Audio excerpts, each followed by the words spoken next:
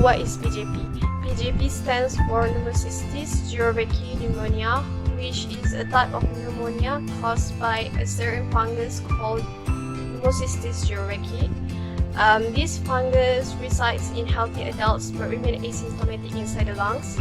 But if people with weakened immune systems, such as those with HIV or AIDS, encounter them from the air, then they are more likely to develop complications. Question 2. What is the significance of the purplish spots over kidneys, necks, and arms?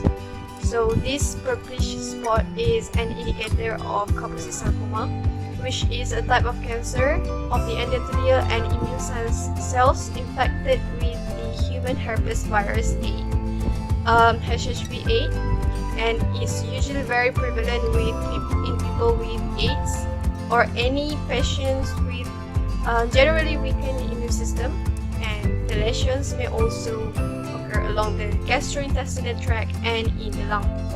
Question 3. HIV positive infects. Human immunodeficiency virus HIV is a virus that attacks immune cells, which means a person is more susceptible to infection and diseases. Its route of transmission are either by contact with certain body fluid or sharing injection equipment. HIV positive show that the person has presence of HIV in their body. Acquired immunodeficiency syndrome (A). It is the last stage of HIV infection where the immunity is severely damaged. It is a severe case of HIV infection and more prone to have opportunistic infection. Question 4. Why is kidneys development of KS and PJP of particularly important in that of HIV status? HIV is the co-factor of KS pathogenesis. Very low CD4 conditions strongly predicted to cause KS and PJP in HIV patients, known as opportunistic diseases. Mechanism of HIV itself will attack and kill the CD4+, which is the immune cell, and replicate in the cell, make the individual more susceptible to the diseases due to the low immune response. Next, what is seropositive? Seropositive means that the person has detectable antibody to HIV measured by a blood test. There are few factors influence development of the PJP and KS. The first point is KD discontinued his ART medication for a 6 months ago due to depression. As we know, the ART medication is used for strict HIV infection by suppressed by the infection. When he stopped from continuing his ART medication, it led to rapidly AIDS infection. Next point is skip meal, where his body does not act as efficiently as normal, and it also makes his metabolism become slow. It can reduce his weight. Then it leads to missing out on nutrition, which has the negative effect on the immune and cardiovascular system, which increase the risk of the development PJP and KS. Next, working a long hour and stress over his project, it will lead to a weak immune response that can cause kidney often get sick and increase the rate of the development AIDS infection in the body. Next, we move to the proper need to manage regarding kidney. First, mental health.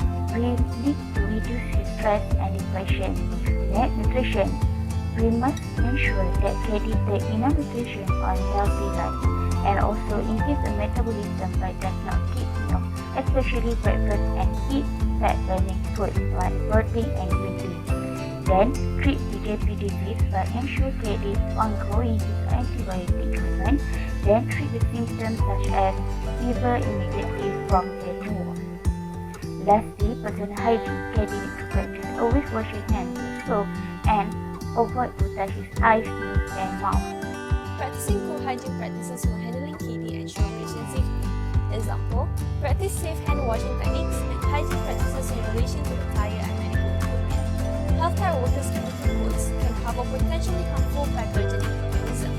It is very easy to transfer infection-causing organisms such as viruses and bacteria from one place to another, and therefore from one person to another. Proper hygienic practices are important in preventing nosocomial infection. A clean hand during patient handling will reduce incidence of healthcare-associated infection transmission. Kidney have reduced immunity, making him vulnerable towards infection. Firstly, it is needed to monitor his pulse oxygen level and breathing rate to assess his respiratory status.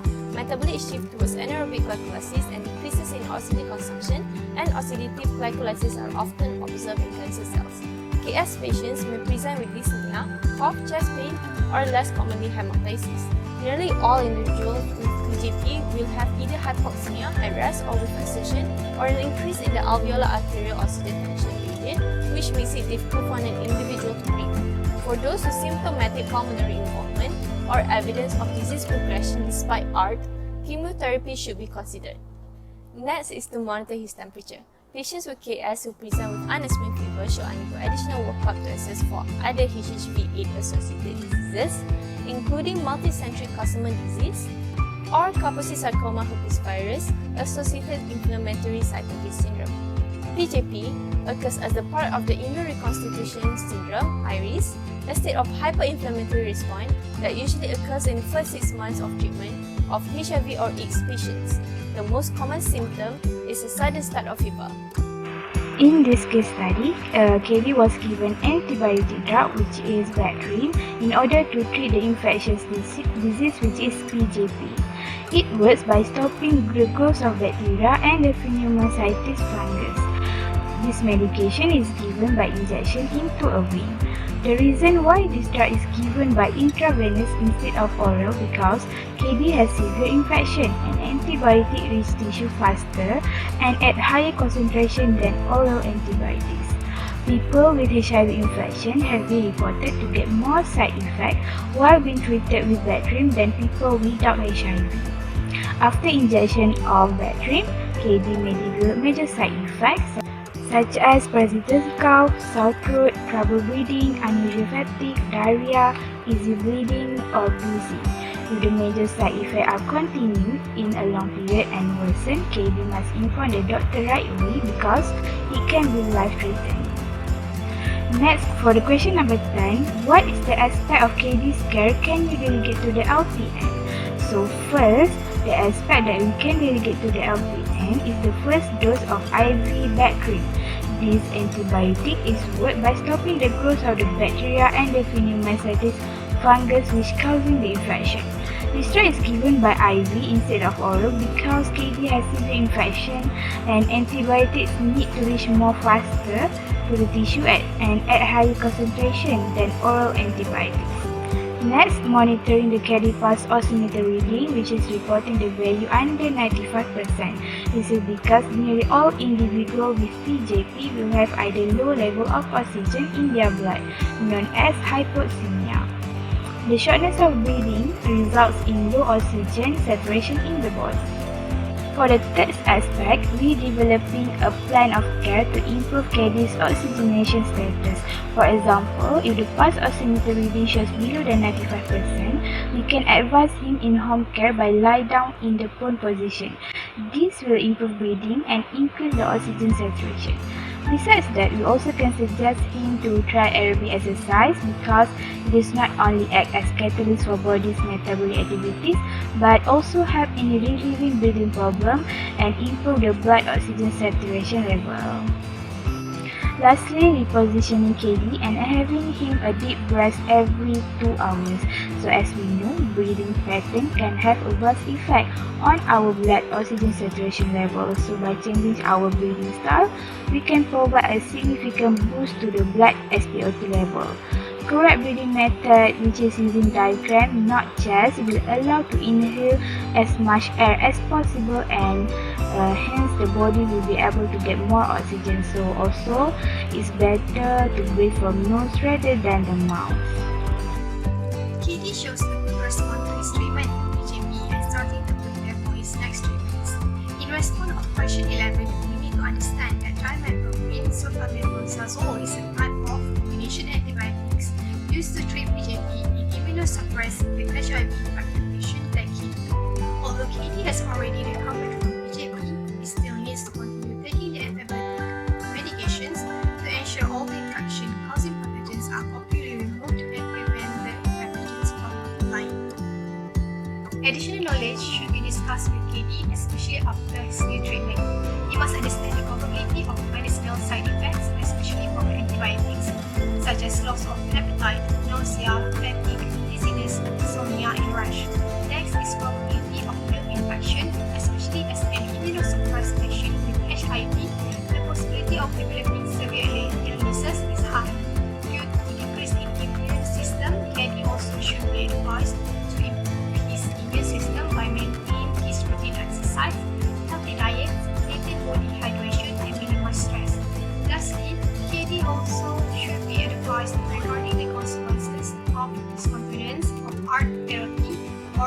this medication, which leads to the increase in reoccurrence of developing antibiotic resistance. My name is Irina. So what laboratory data will most likely be monitored in QT in the future? So first, we will see his complete blood count. So KD will more likely to have a low blood count, RBC, and also platelet count. Maybe due to HIV drugs such as enfuvirtide and also opportunistic infections such as Kaposi sarcoma. Next is CD4 cell count. CD4 cell count below 200 cells per cubic millimeter are at high risk of developing serious illness.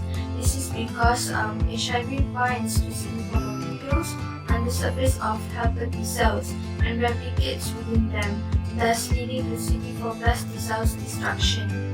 Next is HIV viral load. In patients with no treatments may reach over 50,000 copies per mil. However, after treatments with ERT, typically undetectable levels of 40 to 75 copies per mil. And then lastly is basic biochemistry. A positive ELISA test verifies the presence of HIV-1 antibody, which will be followed by a Western blot test. This Western blot test will produce a colored band. And then it will also separate the blood protein and the specific protein, which is the HIV antibody itself. So this combined test, which is the ELISA and also the Western blot, will actually produce a results of 99.9 accurate result. Next question. There are 5 other opportunistic infections that KD is at risk of developing, such as gastroenteritis, encephalitis, meningitis, pneumonia, and also tuberculosis.